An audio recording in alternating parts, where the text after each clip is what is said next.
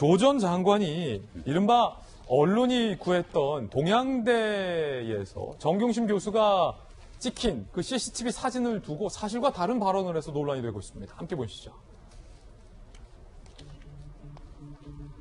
언론이 구해서 보도한 정경심 씨의 CCTV 이 사진에 대해서 조 전 장관은 이거 누가 줬을지 안 봐도 뻔하다라고 얘기를 했습니다.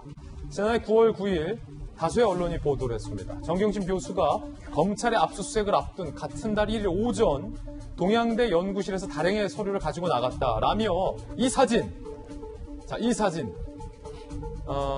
보도가 된 겁니다.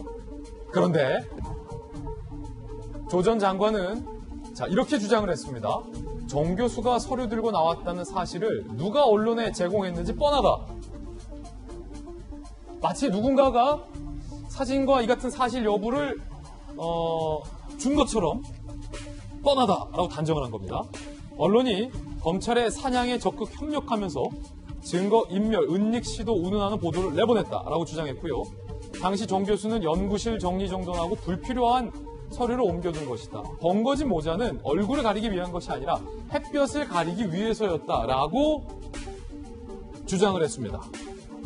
하지만 저 때가 굉장히 날씨에 비해서 좀 두터운 옷 아니냐라는 지적과 관련돼서 조 전 장관은 해명을 하지 않았습니다.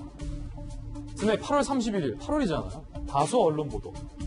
조국 자산관리인 김모 씨가 정 교수 연구실에서 컴퓨터를 가지고 나갔다는 관계자 증언을 토대로 CCTV 확보를 위해서 취재 경쟁을 벌였고 9월 8일 이 사진을 포착했고 언론들이 보도를 한 겁니다. 즉 CCTV를 보고 언론들이 사실과 사진을 확보한 건데 검찰은 당시 수사팀이 정씨 CCTV 사진 등을 언론에 유출했다는 주장은 전혀 사실이 아니다라고 이야기를 하고 있습니다.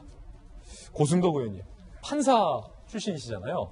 원래 재판을 앞두고 당사자들이 다양한 주장을 하는데 최근 조 전 장관의 특히 이 주장들이 검찰에 의해서 반박당하거나 언론에 의해서 반박당하는 일이 반복되는 것 같습니다. 특히 이번 건 판사 출신으로서 개인 견해 여쭙고 싶은데 언론은 CCTV를 보고 직접 사실을 인지하고 그 사진을 구했다라고 해당 기사에도 그때 당시 적시를 했고 이를 두고 조 전 장관은 누가 줬는지 뻔하다라고 주장을 한 건데 이럴 경우 누구의 말이 더 신빙성이 높습니까? 어떤 게 더 팩트에 가깝습니까?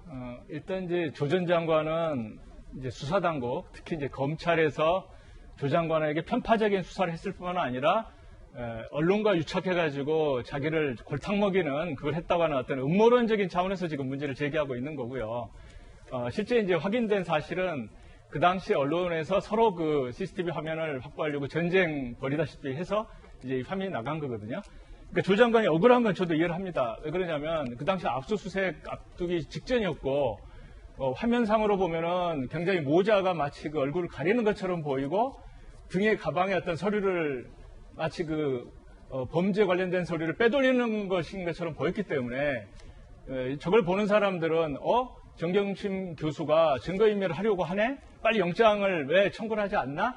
이런 식으로 이제 그 어떤 인식을 하게끔 하는 이제 그런 화면이었는데 조 장관 그 쪽에서 하는 이야기는 아니 이건 서류 없어진 거 없다. 빼돌린 거 전혀 없다. 그리고 지금까지도 밝혀진 바가 없다. 그렇군요. 그리고 모자는 이거 햇빛 가리는 거지 뭐 얼굴 뭐 화면에 그 가리는 거냐. 그러니까 거기까지는 이제 저도 다른 증거가 없기 때문에 조 장관 쪽에서 억울하다는 걸 인정하겠지만 이 화면을 유출한 게 마치 검찰에서 그 언론에 줘가지고 골탕 먹이는 이런 음모론적인 건 아니거든요. 그래서 그건 조금 제가 볼 때 그 합당하지 않은 어떤 그 좀 정략적인 공격 같습니다. 김병민 박사님, 지금 조 전 장관의 이 글에는 본인의 억울함과 또 해명과 주장과 또 프레임이 담겨 있다라는 게 지금 고승덕 전 의원님의 해석 같아요. 관련 내용이 공소사실이 포함되지 않았다고 하지만 정작 피의자 본인이 관련된 증거를 정리하기 위한 내용들은 허용될 수 있는 범위 속에서 공소사실이 포함되지 않기 때문에 이거는 기소의 대상에 애당초 포함되지 않는다라고 검찰은 주장하고 있습니다. 그러니까 지금 현재 조국 전 장관 입장에서는 뭔가 억울하다라고 하는 본인의 얘기들을 거듭 얘기하고 싶고 조금 전에 고승덕 변호사님이 말씀 주셨던 것처럼 뭔가 프레임 속에서 언론이 검찰과 긴밀하게 유착되어 있는 것 아니냐라고 하는 메시지를 전달하고 싶은 것 같은데요. 언론은 본연의 역할을 통해서 국민의 알 권리를 위해 특히 조국 전 장관처럼 사회적으로 공적인 인사 그리고 대한민국에 있는 거의 모든 국민이 사실 조국 전 장관의 법무부 장관 지명에 앞서서 어떤 방식으로 이루어지고 있는지 다 지켜보고 있었습니다. 근데 만약 조국 전 장관처럼 얘기를 꺼내기 시작한다면 박 전 대통령 탄핵 전후를 둘러싸고 있을 때 우병우 전 수석이 검찰에 출석했을 때 저 멀리서 당시 한 언론사 기자가 카메라로 사진을 찍었거든요. 거기 우병우 전 수석이 팔짱을 끼고 있었고 검찰 관계자들은 약간 우병우 전 수석 앞에 손을 모으는 듯한 모습이 찍히면서 결국은 우병우 전 수석이 갖고 있는 무소불위의 권력을 보여주는 한 장면 아니냐라고 얘기를 하기도 합니다. 근데 그 장면을 통해서 언론은 얼마든지 이러한 상황들을 국민께 전달하면 국민들이 그러한 언론의 보도 내용을 보고 충분하게 판단에 대한 몫은 국민의 몫으로 돌아온다고 저는 생각을 하거든요.